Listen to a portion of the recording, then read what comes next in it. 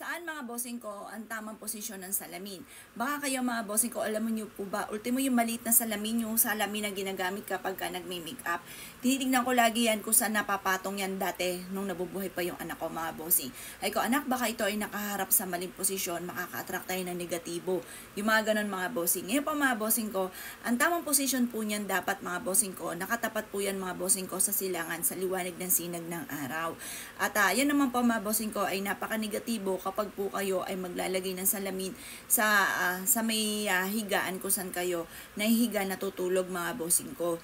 Ngayon pa mga bossing ko, kung ikaw ay may TV naman sa harapan ng inyong higaan, kung saan kayo natutulog mga bossing ko, at hindi nyo na ito gagamitin, takloban nyo po ito. Pero kung hanggat maaari, huwag tayo magkakaroon ng salamin po dyan dahil nadodoble yung tao mga bossing ko. Ito inihahalin tulad sa parang third party mga bossing ko, maaaring magkaroon ng mga third party. Kaya dapat mga bossing ko kasi nadodoble. Parang imbis na ikaw lang natutulog doon, kailan lang inyong karelasyon ng mister ninyo, nagkakaroon ng parang nadodoble yung tao. Kahit kayo po yun po ang meaning po nun. Kahit kayo yung nasa salamin, nadodoble po yung kita. Kaya sabi ko nga po sa inyo mga bossing ko, nadodoble yung kita ng salamin. Kasi kayo at saka doon sa salamin. Dapat yung sa salamin mga bossing ko, ang mga tinatapatan nito mga bossing ko, halimbawa sa pagkainan kung saan ka nakain. Yun, para nadodoble yung pagkain. Bukod sa, yun yung pagkain, nasasalaminan pa siya, nadodoble. Ganon din po yung, parang mga kristal din. Ang kristal naman, maraming curve. Yan, kagaya po nito mga bossing ko. Ito na. Ito mga bossing. Parang salamin din yan, di ba? Ang daming curve po niya. Yan, mas maraming salamin po ito.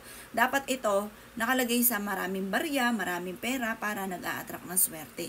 Ganun din po mga bossing ko sa mga salamin. Dapat yung salamin natin, nakatapat siya sa pagkainan kung saan tayo nakain. At dapat, alam natin kung nasa yung kaluran at silangan. Kasi, ang kaluran mga bossing, negative po yan. Diyan po mga bossing ko daw, di ba taglubog po yan, lulubog ang araw tapos sunod, dilim. Hindi maganda ang meaning po nun mga bossing ko. Imbis na masagana, kahirapan ang maaaring magdulot at maaaring maka-attract ka ng negatibo mga bossing ko, ng kamalasan lalo na sa kawalan ng pera, kahirapan. Ganun din po mga bossing ko, dapat yung salamin ay hindi nakatapat sa mismong main door. Kasi sinasabi nila na once na may pumasok na swerte, kaagad din itong maitataboy. Parang tatalbog lang yung swerte.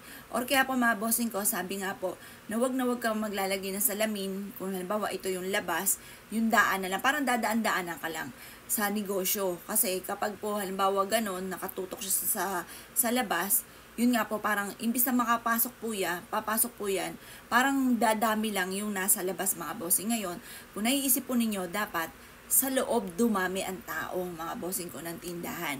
Kaya mas mainam, kapag po kayo ay may salamin, doon nyo itutok sa cashier para lagi may magbabayad mga bossing. Ganun po yun mga bossing. Kaya kung ikaw bibili ng salamin, alam nyo dapat kung saan ilalagay kasi mahiwaga ang salamin. Hindi basta-basta kung saan po yung naglalagay. Maaaring meron kang salamin, maganda nga yung salamin mo, pero mali naman yung posisyon mga bossing. Ngayon pa mga bossing, maganda rin na maglagay ka ng halimbawa, ito yung kahapon ninyo, yun, ganun din po siya. Ayan yung kaha, natututukan din siya ng salamin. Nakikitaan din po siya bukod doon sa customer na nagbabayad sa inyo. Maganda po yan, nadodoble-doble ang kita, nadodoble ang blessing. Ganun din sa lagayan ng pera, mas mainam na meron kayong salamin para nadodoble mga bossing ko ang kaperahan po ninyo sa inyo pong lagayan ng kaperahan mga bossing. Or kaya sa salas, nasa salas siya, nakaharap siya sa gawin silangan, tapos nasasalaminan, wag po masasalaminan mga bossing ko yung mga madudumi. Halimbawa, madumi yung salas ninyo, wag yung sa salas na, ano po yan, dapat laging malinis. Tapos, nakaharap po yung salamin sa wealth. Halimbawa po, isang money tree. Ganun mga bossing. Nakatapat, halimbawa, ito yung salamin, tapos ito yung salas, tapos may puno dyan ng money tree, nasasalaminan po siya. Parang nagbo-boom yung swerte po ninyo. Parang kumakalat. Money tree pa, lalo na pag money tree. Kasi alam niyo naman yan po yung puno, namunga na ng pera. Namunga na ng swerte. Tapos tinapatan mo pa mga bossing ko ng salamin. O, di sabog ang swerte mga bossing. Ganun po yun. Ngayon pa mga bossing ko, mas mainam alam po natin ang paggamit ng salamin kesa po sa parang trip nyo lang. Ay, ang ganda nito, gusto ko dito ko siya ilalagay. O subukan nyo po, nakabili ka ng salamin, sinuswerte ka, ang mahal-mahal pa ng salamin na nabili nyo. Pero biglang napansin niyo nung inilagay nyo yung salamin nito, parang parang naglaylo yung benta, humina ang benta, may biglang kamalasan na dumating sa buhay po ninyo mga boss. Yung mga ganon mga bossing. Kaya kailangan mga bossing ko, alam natin kung saan natin ilalagay po sila. Kaya sa po doon sa parang, ay gusto ko dito lang, ay gusto ko ganyan mga bossing. Yun po, negative po yun. At saka yun nga po mga bossing ko, maaaring magdulot na parang, lalo na kung may karamdaman, yung natutukan ng salamin, maaaring dumami po sila ng dumami. Kaya dapat mga bossing ko, lalo na kung halimbawa, doon sa nakahigang yon, meron doong may karamdaman, tapos nakatutok sa kanya yung salamin, maaaring lumala po ito at maaaring dumami pa yung may karamdaman. Kaya mas mainam, kung meron kayong salamin, tapat nyo po ito sa may silangan at itapat nyo po ito sa mga masuswerteng bagay para lalong dumami mga bossing ko yung blessing, lalo na yung mga pagkain, ayun, maganda po siya. Or kaya po mga bossing ko, yung kaperahan po ninyo, maging sa mga cashier, doon nyo siya itutok mga bossing ko yung salamin. Yung po, proven po yun mga bossing. Pero, kung kayo po mga bossing ko may salamin at tinutok siya sa labas, yan po mga bossing ko, mas dadami lang yung taong naglalakad sa labas. Hindi sila papasok. Yun nga po sabi ko sa inyo, kapag naman sa bahay, nakatutok siya sa may harapan ng sa inyo pong main door, imbis po na may pumasok na swerte, taboy po kaagad. Marami na ako nasaksihan na ganyan, kagaya na ito, ma-share ko lamang. Hindi ko sasabihin kung taga saan, kasi alam na kung ano. May negative na nangyari, may malaking salamin. Ang yaman-yaman pa naman mga boss. Dalawa yung pintuan. Di ba pag dalawa yung pintuan, ibig sabihin niya malaki yung bahay, malawak yung space, mga bossing ko, dalawa yung pintuan. Kaso pagbukas mo ng pintuan, ayan, nasa gitna niya, salamin. Isang malaking X. Ano po nangyari? Pangit. Matinding pangit mga bossing. Kaya ayoko na magsasabi ko ano may nangyari. Knock on wood. Basta yun nga po, hindi maganda. Kaya mas mga bossing ko, kung kayo ay bibili ng salamin, alam natin kung saan natin siya ilalagay.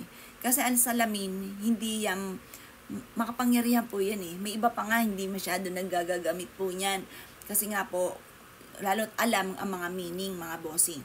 Kaya kung kayo pa mga bossing ko ay isa sa mga mahilig sa ganyan, dahil mahilig din ako sa ganyan.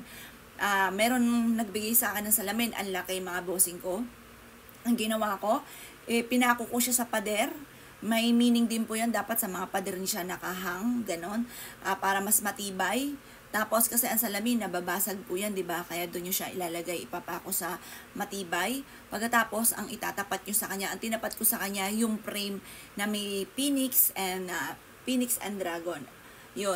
Yun po mga bossing ko. Kasi maganda yung meaning ng phoenix at saka strong relationship po yun ng family sa mag-asawa, lalo na at yung phoenix pampalakas ng karisma. Tapos maraming magaganda yung may mga cherry blossom. Yan. Tapos meron din po siyang iba-ibang mga pampaswerte na dekorasyon kagaya ng isda, ayan, puno, money tree.